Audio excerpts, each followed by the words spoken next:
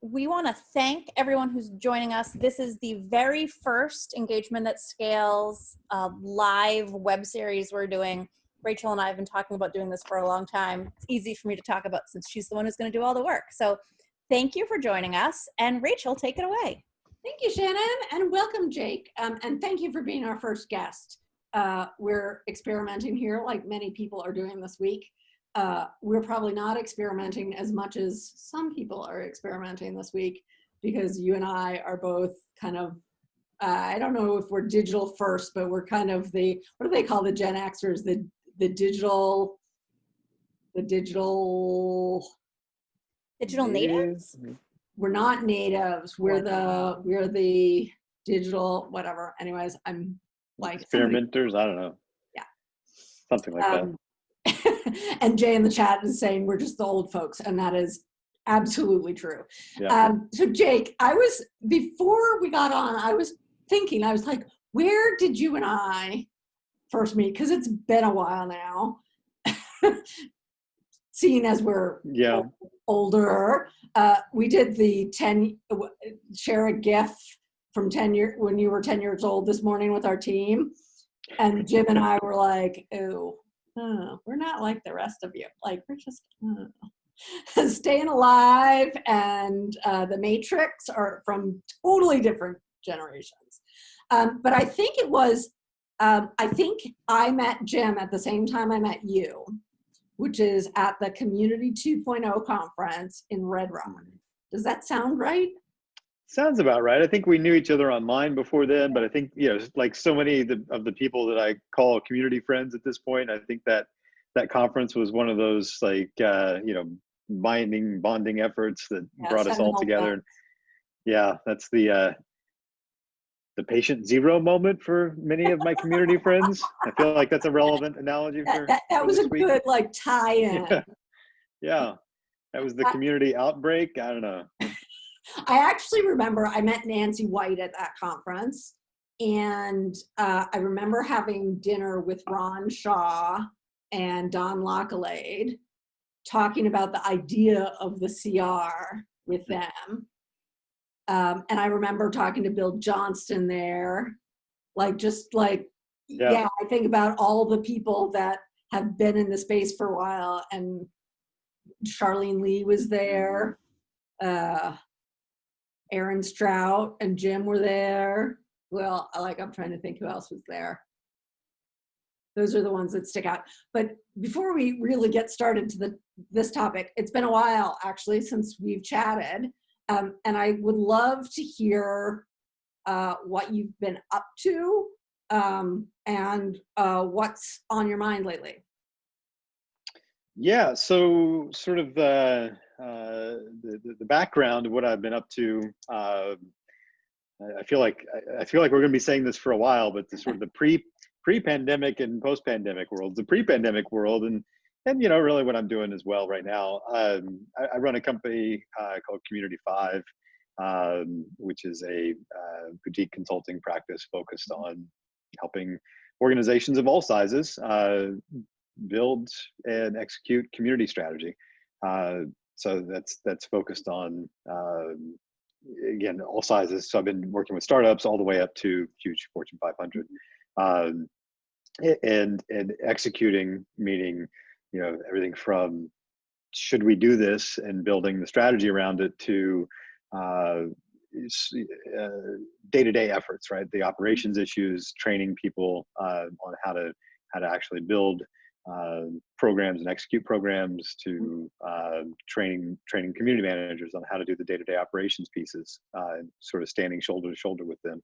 And for me, I've sort of been around the horn on building companies like AnsaiView, which we sold to Price Waterhouse, and then went into Price Waterhouse as a partner, a 180,000 person firm, and was there and did very big things. Then led the Apple Global Support Community, which was its own set of interesting challenges, and of course started my community career at web development shops, where I always joke that my first community experience was convincing clients to put an email address on the website, because that was back in the days where their response was, well, what happens if people contact us? I'm still having that conversation because a lot of people, communications teams, don't want the community manager putting their name on the emails that go out. Sure. And community managers are like, no. They need somebody who is the face they can get in touch with. I was part of a product insights program where the company that was doing this sent out very expensive products, right? Like $700 products that had probably $200 worth of shipping to get beta feedback. And it was a cool program, could have been a cool program, but they always sent emails from the marketing team. And I'm like, I really want to get excited and connect with the team. And, every time it was from the shared, I think it was the shared marketing team inbox, right? Like it literally came from the shared marketing inbox. Interesting, like it's kind of a tangential, maybe, but maybe not, which is the thing that I find most interesting is how freaked out people are by actually talking to people. It's the risk abatement, right? We don't want to have somebody. What happens if somebody contacts us now is, and to some extent, I don't lack empathy for it, right? Back in the day, we sort of joke about how hard it was to convince clients to put an email address on a website. I don't mean somebody's actual name and their cell phone number. I mean like info@company name. Even that was tough. But today I can understand that there's a certain fear factor of putting Jake at company name on there, because there is a certain amount of fear, because now somebody's going to be reaching out to me on Sunday afternoon or stopping by my house and when I'm playing with my kids in the driveway and saying, hey, what the hell, what's wrong with my product, right? So I can sort of understand that. Also, I think those fears are largely overblown, and there's not as much of that in fear. the 2 decades I've been online, that's not actually ever happened. I mean, don't start if you're listening. Yeah. Like, I'm sorry. good. Shannon, where was that 1800s house that you were talking about? Right. But my email box, I can set up filters. I can just ignore it. My team knows that. I just ignore my email inbox, and it works okay for me sometimes. Yeah. Well, and back to the intro, the other big project I've been working on is the Dinner 5 project here. And see if my green screening Zoom virtual background makes my finger disappear. I've been trying to figure out how I can not have certain body parts disappear when I do these sorts of things. But Dinner 5 is my side project that I started a little over a year ago, basically in response to my own desire to get together with people that have been doing community as long as I have, which is 20 plus years at this point. Because I was seeing that there was a lot of events for people who had been in the community space for 6 months or a couple of years, but that we were woefully underserving people who were running community programs, right? People that were in charge at a senior level or working at a senior level or a highly experienced level in community programs or responsible for them. We were doing a really bad job of community for ourselves, and I had this vision of that. Marketers, for instance, or any industry, but using marketing as an example, you can go to school, you can get a degree in marketing, an internship when you're in school, graduate as an entry-level marketer, work your whole career in a marketing path, retire as a CMO, and have had a marketing career only in marketing. And I thought that'd be pretty cool. What if you could do that in community? Well, there's a bunch of reasons why we're not doing that, but one of them is that we don't do a very good job at a senior level of getting together and sort of building our industry together for ourselves. And I thought, well, how do I solve that? Well, one of the ways is to do better community building for community people at a senior level. Yeah. And so I put together a program called Dinner 5, and it's a 5-course meal for 5 senior leaders somewhere around the country once a month. And it's been, I did it once a month, every month for the 2019, and then January and February, and then we did it virtually in March, and probably in April, I would pretty much guarantee. And then who knows whether we're going back in person anytime soon, but yeah, so we did our first one this week on Wednesday. So hold on that. We'll come back to chat about that. Before we get to that, Tell me, what are some of the most interesting conversations you've had at those dinners? Meaning, what topics come up? What are you hearing from people? Yeah, so it varies. And so the goal of that event has always been sort of the triad of connection, camaraderie, and the cone of silence conversation, right? Um, and like any good community event of any sort, the connection piece is, I didn't know you were in town too, right? I'm always kind of shocked, especially again at the senior level, how many people just don't know that there's somebody like them in town.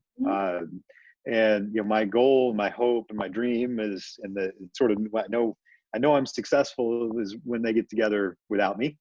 So if I hear that they're getting together for lunch or dinners, or just connecting offline, or even through the Slack channel that we have for the attendee alumni. So once they show up to an event, they're all invited to the alumni Slack. If they're getting together and interacting and helping each other afterwards, that's a really good sign of success. That's the connection piece. And the camaraderie is just, oh, look, there's, this is great to get together and feel my people, the woosah moment. And the cone of silence piece, part of the reason I always do them at my house when I'm in Austin, but at Airbnb typically when I'm traveling, and not at a restaurant, not at somewhere noisy. It just mentally, it gives a shift of I can open up here, right? Even if you're at a private room in a restaurant, you're still out somewhere, right? There's the server and aunt of somebody I work with. It's kind of that, even if you don't actively consciously think about that, there's a subconscious pinging at your brain that I can't open up, right?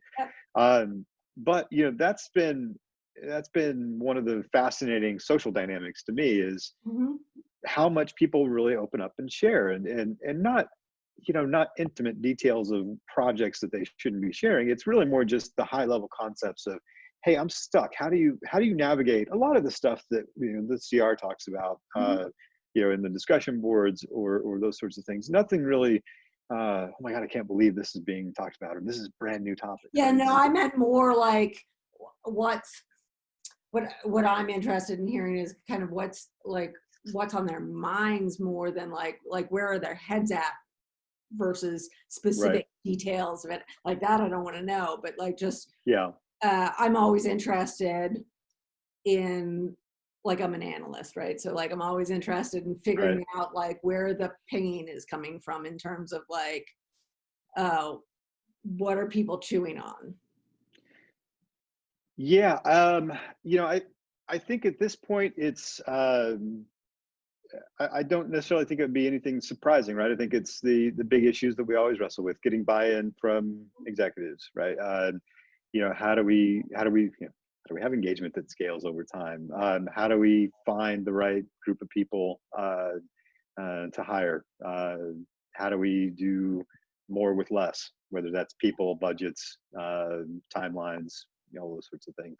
How do we deal with that age-old issue of tool scaling? So, every time and this goes for any industry with any tool, we find a really great tool. I just switched from GoDaddy's hosting to WP Engine for my WordPress site.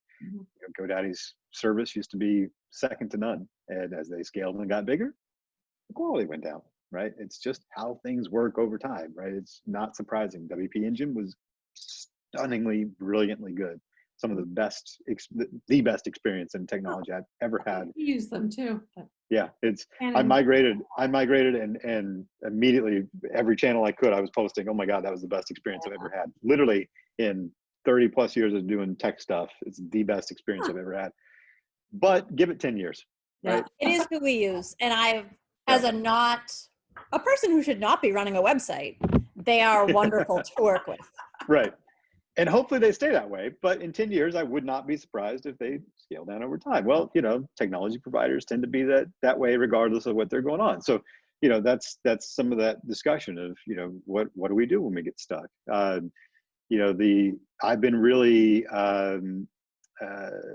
surprised at some of the conversations around Salesforce Community Cloud, and the growth of and the improvements that they've done there. Those are two different conversations. The that has nothing to do with what we were talking about with Yep. with the Yep. with WP Engine, but just in general, the community cloud has really been improving. Um, can you So share that? Yeah. let me switch gears just a little bit, and less about what other people are saying, and the idea behind why you started these dinners is an interesting one I want to explore, which is, what do you think some of the biggest opportunities and biggest challenges of getting communities to a more strategic place in the organization are? Meaning, where are you seeing progress? Where are you seeing things really still like hitting a wall?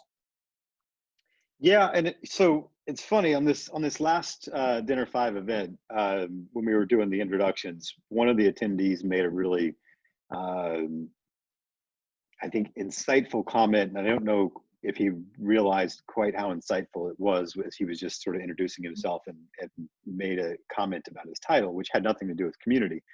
But he said something to the effect of, and I'm massively paraphrasing, he made a comment about his title, which didn't have community in it, and he said basically something to the effect of, "You'll notice community is not in my title because when you start talking to Fortune 500 executives, um, if you have community in your title, it's too junior as a concept, Mhm. right?" And so I think it was strategic partnerships was Mhm. his title, because it sort of up levels the mindset, Yeah. and I think that's fairly correct. I think there's a dismissiveness that comes with the concept of community. Mhm. And I think where you see success is when it's tied into something that is more important to the organization, Mhm. right? If it's if the organization values loyalty programs, if they value sales, if they value if they are a marketing driven organization, community, as much as I love community and I want community to be the thing, I've been doing this 20 years, right? At some point, we just sort of have to realize that community is not going to be the community thing, right? I would like Yeah. to make it the community thing, but It's interesting because I have a politics background, and I think of community as a different governance structure. Meaning, you can call it whatever. It's the way you do something, not the what you're doing, right? Like sure, a different, and so, as things go into networked communications environments, I see any kind of manager and any kind of leader being a community, meaning the community management skills are the new management and leadership skills. So, that's how I'm seeing that transition happen in our clients. yeah, I think it's fair, and I think I want to see a chief community officer as much as anybody, but it's not working, right? At some point, we have to sort of release our mentality of how hard are we going to work to get that to happen versus, to your point, how hard are we going to get the set of skills that we want to see in place to happen? Well, We and can. if we look at our research, and we ask what functional group kind of owns community right now, Mhm. it is across the board, meaning Right. everybody's involved right now. And most of the advisory work we're doing is not on one community, it's on a community ecosystem, because the Mhm. whole company is now transforming the way they communicate to do anything. Right. And so I think we're maybe coming at this a little bit differently, but seeing the same evolution happen. Yeah, it's fair. Yeah, and now I think if it works, if you look at things like digital security, Mhm. there if you started 30 years ago thinking about starting with digital security, that would have been the wrong answer, right? Because that was too narrow and it didn't make a lot of sense because not enough people were doing things with technology in ways that were and therefore security enough to make a lot of difference or make a lot of people really nervous about security. Mhm. It needed to be in the context of IT, in the context of what that business did with IT. Yeah. And then it grew big enough and IT grew deep enough into the organization that at some point the digital security became there was a need for a digital security officer because there was enough going on. So then Yeah. it sort of Yeah. branched back out. And so Right now, it may or may not be an issue that we need a chief community officer because there's not enough engagement happening that has enough workload, right? Now, so okay, cool. So let's figure out where in a company, are you a marketing driven organization around a product or a service?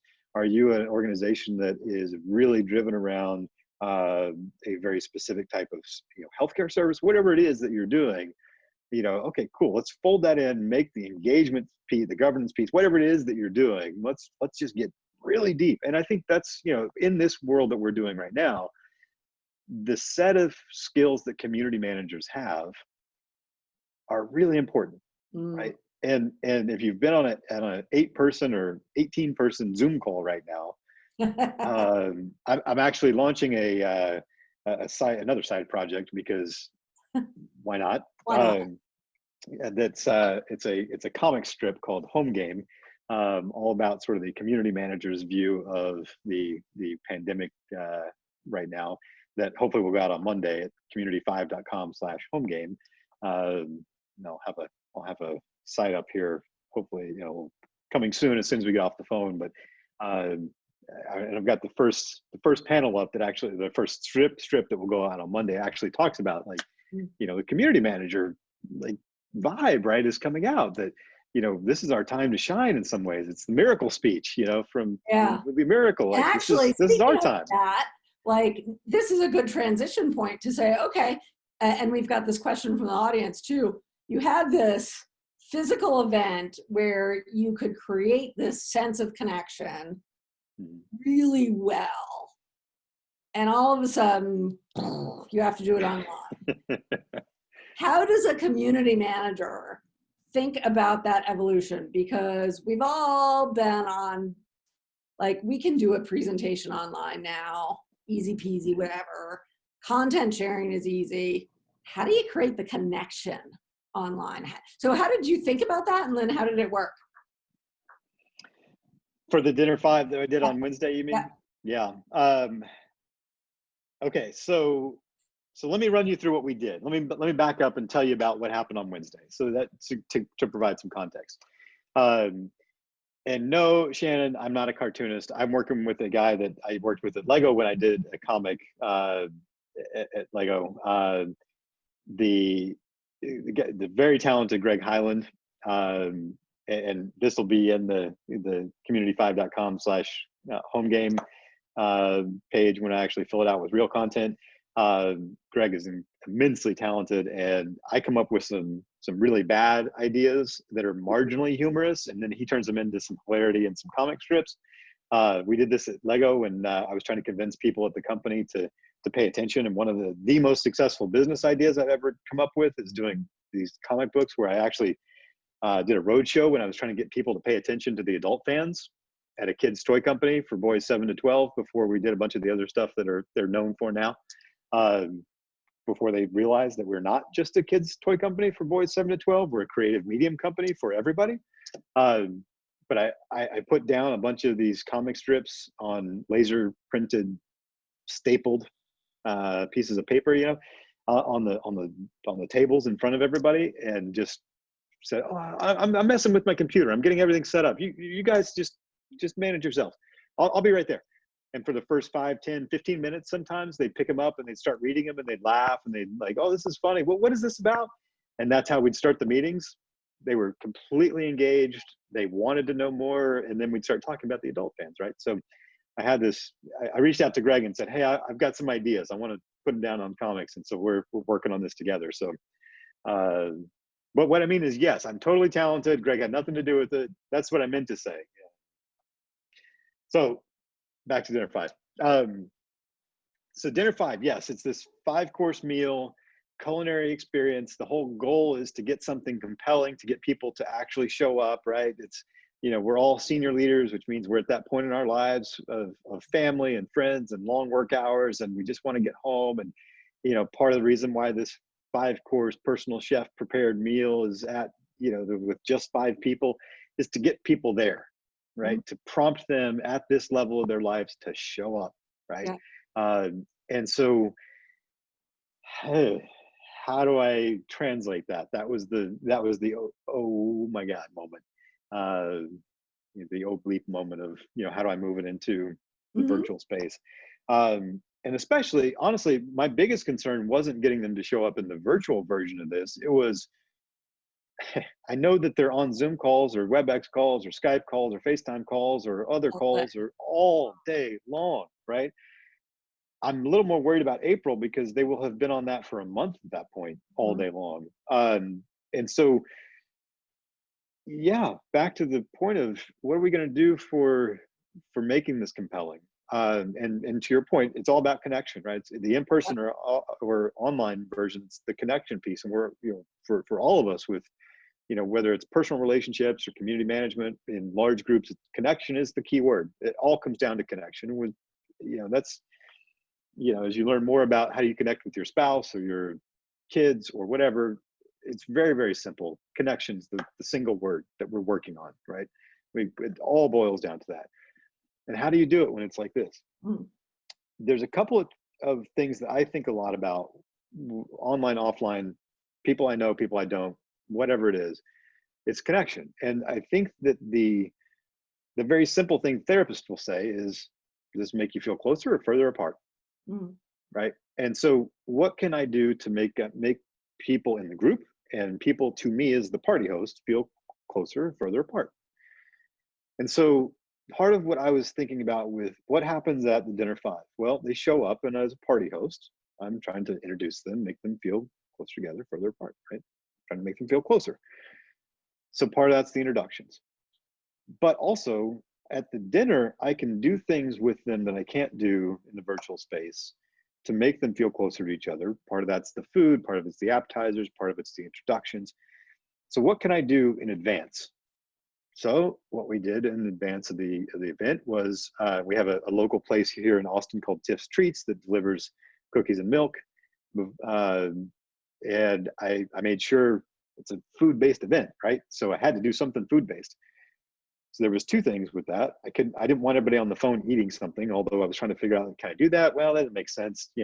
Everybody trying to eat on the Zoom call, that's weird. So in advance of the meeting, I sent everybody a dozen cookies and a cold chocolate milk. So there was a shared totem, right? There was something that they all had, and a lot of them, several people, actually showed the box. Hey, this is for later, or I've already tapped into this, right? So there was a connection. There was something that they had physically. And I've seen a lot of people asking questions in the forums and Facebook groups, and I'm sure it's happening in the CR.